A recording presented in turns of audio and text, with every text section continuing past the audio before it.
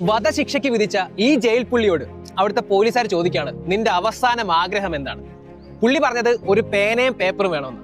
സാധാരണയായിട്ട് ബന്ധുക്കളെ കാണണമെന്നോ അല്ലെങ്കിൽ അവർക്ക് ഇഷ്ടമുള്ള ആഹാരം കഴിക്കണമെന്നാണ് ഈ വധശിക്ഷയ്ക്ക് വിധിച്ച ആളുകൾ അവസാന ആഗ്രഹം പറയാറുള്ളത്. പക്ഷേ ഈ പുള്ളിക്കാരൻ ഈ വിചിത്രമായ ഒരു ആഗ്രഹം പറഞ്ഞപ്പോൾ തന്നെ അവർക്ക് വേറെ വഴിയില്ല. പോലീസുകാർ ഒരു പേനയും പേപ്പറും പുള്ളിയുടെ കൊടുക്കുകയാണ്. പുള്ളിക്കാരൻ എത്രയും പെട്ടെന്ന് തന്നെ എന്തോ ഒന്ന് ആ പേപ്പറിൽ എഴുതിയിട്ട് അത് മടക്കി പോലീസുകാരെ കൊടുത്തിട്ട് പറഞ്ഞു, ഇതെന്റെ അമ്മയെ നിങ്ങൾ ഏൽപ്പിക്കണം. തൊട്ടടുത്ത നിമിഷം അയാളെ തൂക്കയറിൽ കയറ്റി വധശിക്ഷയ്ക്ക് വിധേയനാക്കുകയും ചെയ്തു. അങ്ങനെ കുറച്ച് ദിവസങ്ങൾക്ക് ശേഷം ആ ലെറ്റർ ആ അമ്മയുടെ കരങ്ങളിലേക്ക് എത്തിയപ്പോൾ അവർ വായിച്ച ഉടൻ തന്നെ ബോധരഹിതയായി അവർ താഴെ വീഴുകയാണ്. ഇത് അന്വേഷിക്കുവാനായി അവിടെ എത്തിയ പോലീസുകാർ ആ ലെറ്റർ വായിച്ചപ്പോൾ അതിൽ കണ്ടത് ഇങ്ങനെയാണ്: അമ്മേ, ഇതൊരു ന്യായമായ വിധി ആയിരുന്നെങ്കിൽ ഇന്ന് എന്റെ കൂടെ ഇതേ ശിക്ഷ അമ്മയും ഏറ്റുവാങ്ങേണ്ടവളായിരുന്നു. അമ്മ ഓർക്കുന്നുണ്ടോ പണ്ട് ഞാൻ ഒരു പയ്യന്റെ സൈക്കിൾ മോഷ്ടിച്ചുകൊണ്ട് വന്നത്? അന്ന് അമ്മ എന്നെ വഴക്ക് പറയാതെ അത് തിരുത്താതെ ആ സൈക്കിൾ മോഷ്ടിച്ചു വെക്കുവാൻ എന്നെ സഹായിച്ചില്ലേ?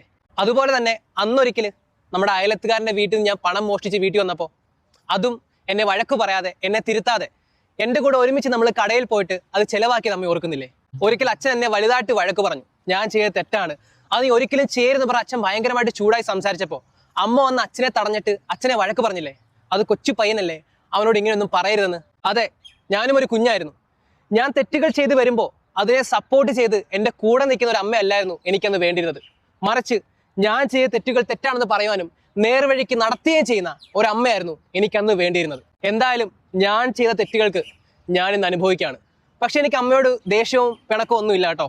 പക്ഷേ ഞാൻ ഇന്ന് എഴുതിയ ഈ ലെറ്റർ ഒരുപാട് അമ്മമാരിലേക്ക്, ഒരുപാട് പേരൻസുകളിലേക്ക് എത്തണമെന്ന് ഞാൻ ആഗ്രഹിക്കുന്നു. കാരണം നിങ്ങളുടെ കുട്ടികളോട് ചില സമയത്ത് നോ പറയുന്നതാണ് അവർക്ക് നിങ്ങൾക്ക് കൊടുക്കാൻ പറ്റിയ ഏറ്റവും വലിയ സ്നേഹം. എന്തായാലും നമ്മളുടെ എല്ലാവരുടെയും കണ്ണ് തുറപ്പിക്കുന്ന ഒരു കഥ തന്നെയാണ് ഇത്. കാരണം ചുട്ടയിലെ ശീലം ചുടല വരെ. ചെറുപ്രായത്തിൽ നമ്മൾ എങ്ങനെയാണ് കുട്ടികളെ ഗ്രൂം ചെയ്ത് കൊണ്ടുവരുന്നത്, അതുപോലെ ആയിരിക്കും കുട്ടികൾ വലുതാകുമ്പോൾ ആകുന്നതെന്ന് പറയാറുണ്ട്. നിങ്ങളുടെ കുട്ടികളെ നിങ്ങൾ സ്നേഹിക്കണം, പക്ഷേ തെറ്റുകൾ ചെയ്യുമ്പോൾ അത് തെറ്റാണെന്ന് പറയാനും അത് തിരുത്തി മുന്നോട്ട് പോകാനും നിങ്ങൾക്ക് സാധിക്കണം. ഓക്കെ, അങ്ങനെ ആണെങ്കിൽ മാത്രമേ നല്ല ബോധമുള്ള പൗരന്മാരെ, നല്ല രീതിയിൽ മുന്നോട്ട് പോകുന്ന കുട്ടികളെ, പൗരന്മാരെ നമുക്ക് വളർത്തിയെടുക്കാൻ സാധിക്കുകയുള്ളൂ.